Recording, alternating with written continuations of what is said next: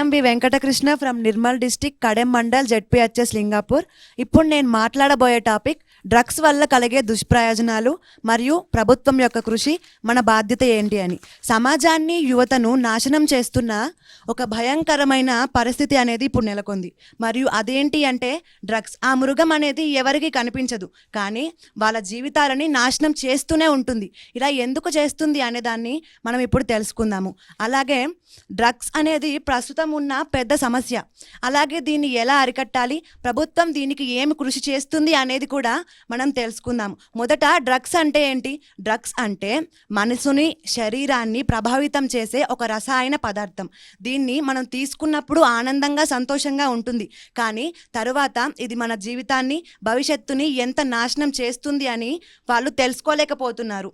అలాగే డ్రగ్స్ అనేది ఎంత ప్రమాదకరమో మనం ముందు ముందు మాటల్లో తెలుసుకుందాము. అలాగే డ్రగ్స్ వల్ల కలిగే దుష్ప్రయోజనాలు ఏంటో ఇప్పుడు తెలుసుకుందాము. డ్రగ్ మనసు యొక్క స్థిరతను కోల్పోతుంది. అలా మనసు యొక్క స్థిరతను కోల్పోవడం ద్వారా డిప్రెషన్లకు లోనయ్యే సమస్య ఉంటుంది.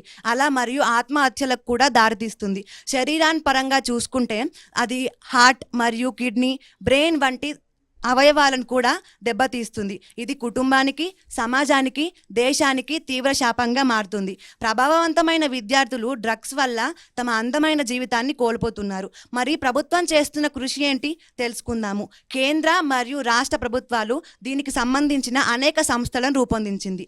కేంద్ర ప్రభుత్వం రూపొందించిన కొన్ని సంస్థల గురించి తెలుసుకుందాము. మొదటగా ఎన్సిబి, నార్కోటిక్స్ సెంట్రల్ బ్యూరో. ఇది 1986 ఎన్డీపీసీ యాక్ట్ ద్వారా రూపొందించింది. ఇది డ్రగ్స్ యొక్క అక్రమ రవాణా, విక్రయాన్ని ఆపడానికి సహాయపడుతుంది. మరియు రెండవది ఎన్డీడీటీసీ, నేషనల్ డ్రగ్ డిఫెన్సివ్ ట్రీట్మెంట్.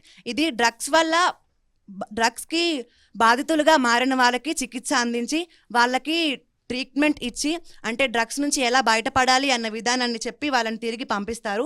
మరియు రాష్ట్ర ప్రభుత్వం చేపట్టిన సంస్థలు ఏంటో చూద్దాము.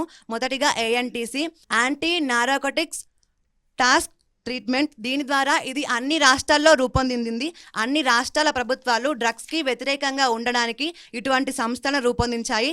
మరియు స్టేట్ డిపార్ట్మెంట్స్, ఇలా అనేక సంస్థలు ఉన్నాయి. మరియు ప్రభుత్వాలు వివిధ కార్యక్రమాలను కూడా చేపడుతున్నారు. ఇలా చేపట్టడం ద్వారా పోలీసులు అనేక కార్యక్రమాలను కూడా చేపడుతున్నారు. మన బాధ్యత ఏంటి? మన బాధ్యత ఏంటంటే మనం డ్రగ్స్కి దూరంగా ఉండేటట్టు చూసుకోవాలి.